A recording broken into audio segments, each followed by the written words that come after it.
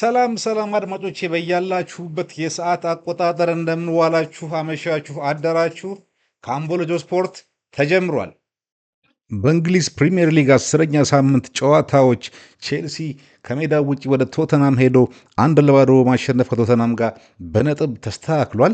በሌሎች ጨዋታዎች ኖቲንጋም ፎረስት እና ማንቸስተር ዩናይትድ 2-2 ሲለያዩ አርሰናል ከሜዳ ውጭ በርንሌይን 2-0 አሸንፎ ተመልሷል።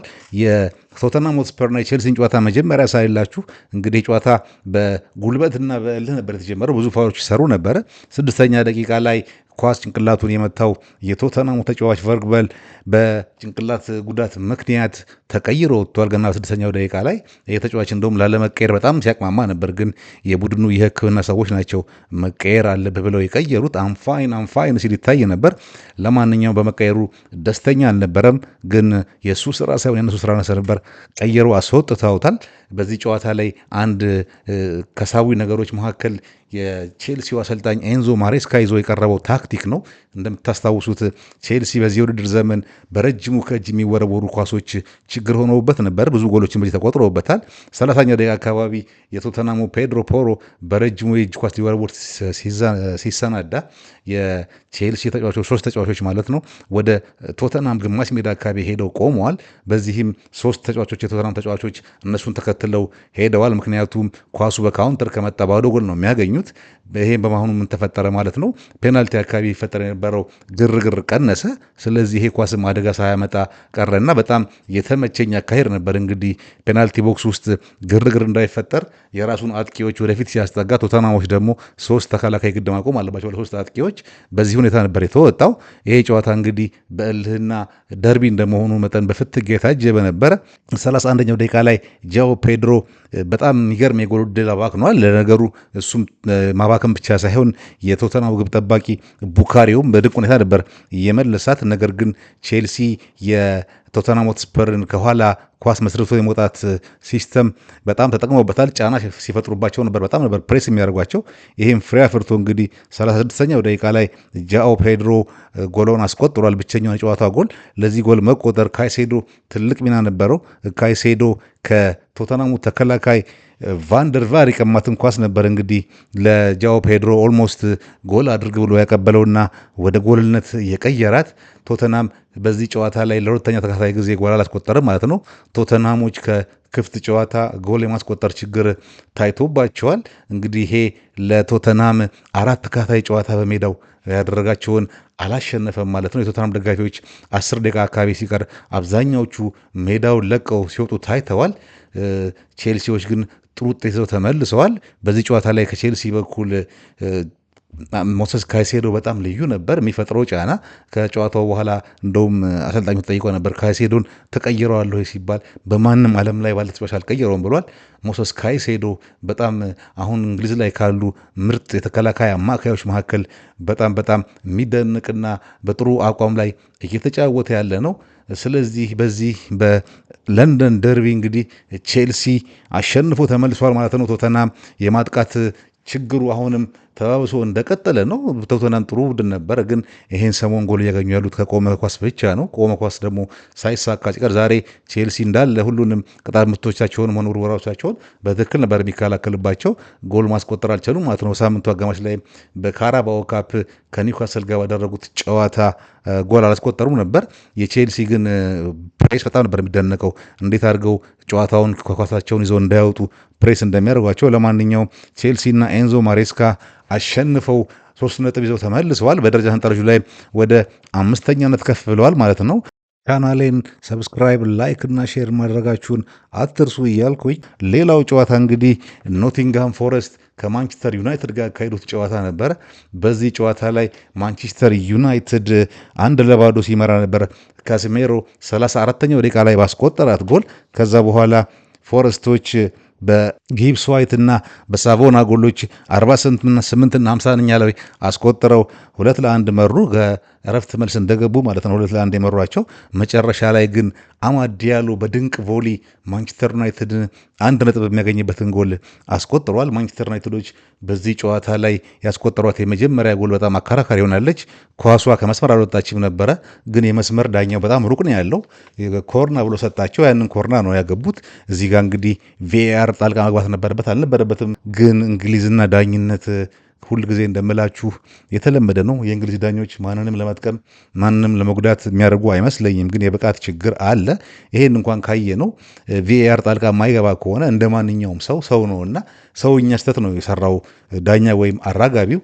ግን በዚህ ሁኔታ በአከራካሪነት የተገኘ ጎል ከሰሜሮ 1 ጎል አስቆጥሮ 1-0 መራ። ግን የሚገርማችሁ ባለፉት 4 ጨዋታዎች ላይ ጎል አግብቶ የማያውቀው ኖቲንግሃም ፎረስት በ92 ሰከንድ ልዩነት ነው እንግዲህ ከእረፍት መልስ ዩናይትድ ላይ 2 ጎል ያስቆጠረው። ማንቸስተር ዩናይትዶች እንዴት በዚህ ከቀኝ በኩል በተለይ ጊብስ ዋይት ከ3 ተከላካዮች መካከል እየዘለለ ነው ኳስ የሚያቀብለውም ጎል የሆነችውን ኳስ ራሱ የሚያገባት ቴስታ የሱ እንኳን ያገባት ቴስታ እንደው ቢያንስ ፍሪ ነበር ማለት ይቻላል። ግን ለሁለተኛው ጎል መቆጠር 3 የዩናይትድ ተከላካዮች መካከል ነው ዘሎ ኳሱን ያቀበለውና ሳቮና ያገባው። እዚህ ጋር በቀኝ በኩል ሊመጡ ኳሶችን የመከላከል ችግር ታይቶበታል ማንቸስተር ዩናይትድ። ዛሬ በዩናይትድ በኩል አንድ በጎ ነገር ሆኖ የታየው እንግዲህ የሴት ፒስ የሚባለውን ነገር አጠቃቀማቸው ነው። ሁለቱም ጎሎች የተገኙት ከቆሙ ኳሶች ነበሩ። እንግዲህ አንደኛው የመጀመሪያውም እንዳልኳችሁ ልክ ካልሆነ ኮርና የተገኘ ነው። ሁለተኛው ደግሞ ብሪያን ምቡሞ ከግራ በኩል ያወጣውን ኮርና ኳሱ ሲመለስ አማድ ዲያሎ ከፔናልቲ ቦክስ ጠርዝ ላይ በሚገርም ቮሊ ነው መጥቶ ያስቆጠራት። ከዛ በኋላ ይሄ ልጅ ማንቸስተር ዩናይትድን ወደ 3 ነጥብ ሊያሰጥ የሚችል ቻንስ አግኝቶ ነበር። እሷ ኳስ ግን ተረባርበው ከመስመር ላይ አውጥተውበታል። በዚህም ማንቸስተር ዩናይትድ 2-2 በመሆን 1 ነጥብ ይዞ ተመልሷል ማለት ነው። ለነገሩ ነጥቡ መጋራታቸው የሚያንሳቸው አይደለም፣ ፌር የሆነ ውጤት ነው የምለው። እንግዲህ አሞሪምና ዩናይትድ 4ተኛውን ጨዋታ ማሸነፍ ሳይችሉ ቀርተዋል። አማድ ዲያሎ ግን ልዩ ነበር። ደግሞ እንደ ሁልጊዜውም ብሪያን ምቡሞ ምን አይነት ግዢ ነው ይሄ! ብሪያን ምቡሞ ዘንድሮ በጣም ያደነቁ ተጫዋች ነው ከማንቸስተር ዩናይትድ በኩል። ዩናይትዶች በዚህ ሁኔታ ቀጥለው በሜዳቸው ውጭ ሄደው 1 ነጥብ ይዘው ተመልሰዋል ማለት ነው። ሌላው ቀደም ብሎ የተካሄደው የመሪው አርሰናል ወደ በርንሌ ሄዶ ያደረገው ጨዋታ ነበረ። አርሰናል በዚህ ጨዋታ 2-0 አሸንፏል። አርሰናል ለ4ተኛ ተከታታይ ጊዜ ሹት ኦን ታርጌት ወይም ወደ ጎል ላይ ኢላማውን የጠበቀ ሙከራ ሳይደረግበት 2-0 አሸንፏል። ይሄ በጣም አስገራሚ የሆነ ሪከርድ ነው። ዛሬም እንደተለመደው የመጀመሪያው ኳስ የተቆጠረው ማዕዘን ምት ነበር። ዴክላን ራይስ ያሻማውን የማዕዘን ምት ጋብርኤል ወደኋላ መለሳት። ከዛ በኋላ የኮሬጅ በቴስታ አስቆጠረና 1-0 መሩ።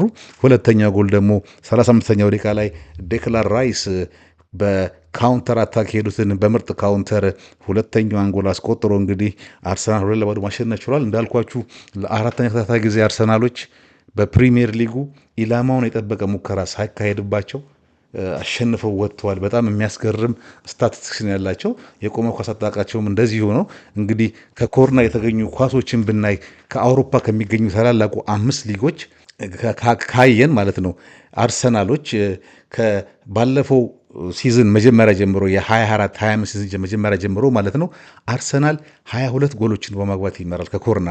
ሁለተኛውን የሚከተለው ኢንተር ሚላን በ17፣ ሶስተኛው ቶተናም ሆትስፐር በ15 ነው እና አርሰናልና የኮርና አጠቃቀማቸው ኮርናቸውን ለመከላከል ቡድኖች ወደሚቸገሩበት ደረጃ ላይ ደርሷል ማለት ነው። እንግዲህ አርሰናል ኮርና አገኘ ማለት አሁን ጎሎች ወደ መቆጠር የሚሄዱበት ቻንስ በጣም ከፍተኛ ይሆናል። እንግዲህ ሚካኤል አርቴታ ከጨዋታ በኋላ በውጤቱ በጣም ደስተኛ ነኝ፣ ይሄ ቀላል ተጋጣሚ አይደለም፣ ባለፉት 18 ወራት በሜዳው አንዴ ብቻ የተሸነፈው በሊቨርፑል የተሸነፈው ቡድን ነው።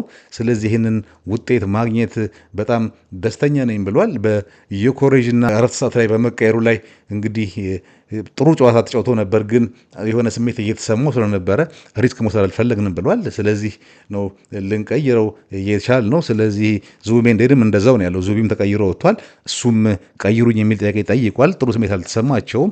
ስለዚህ ሪስክ መውሰድ አልነበረብንም፣ ሁለቱንም ቀይራን ሰጥተናል ብሏቸዋል። እንግዲህ አርሰናል እየገሰገሰ ነው። ፕሪሚየር ሊጉን በ25 ነጥብ ይመራል።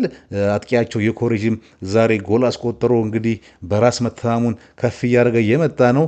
ዴቪድ ራያ እንደተለመደው ምንም ሳይሰራ ጓንቱን ሳያሞቅ እየወጣን ያለው ማለት ነው። አርሰናልና የቅጣት ምት፣ አርሰናልና የኮርና ኳሶች፣ አርሰናልና ክፍት ጨዋታ ላይ የሚገኙ ጎሎች እንግዲህ ወደፊት እንዴት እንደሚቀጥሉ እናያለን። ለማንኛውም አርሰናል ከባለፈው ውድድር ዘመን ጀምሮ በአውሮፓ 22 ጎሎችን ከኮርና በማስቆጠር ሁለተኛ የሚሆነውን ኢንተር ሚላንን በ7 በመብለጥ የሚመራ ቡድን ነው። በዚህ ጨዋታ ላይ አርሰናል ሙሉ ቁጥጥር ነበረው። ከዚህ በላይ ይህንን ቁጥሮች ከመንገድ በላይ በዚህ ጨዋታ ላይ ምንም ልላችሁ የምችለው ነገር የለም። አርሰናል ልዩ ነው። እንግዲህ መሪነቱን አጠናክሮ ቀጥሏል ማለት ነው። አርሰናል ሌሎች ጨዋታዎችም ተካሂደው ነበር። የሊቨርፑልን ጨዋታ በሌላ ቪዲዮ ላይ አይቼላችኋለሁ። እሁድ ደግሞ ቀጣይ ጨዋታዎች ይካሄዳሉ በፕሪሚየር ሊጉ ላይ የ10ኛ ሳምንቱ ጨዋታዎች ማለት ነው።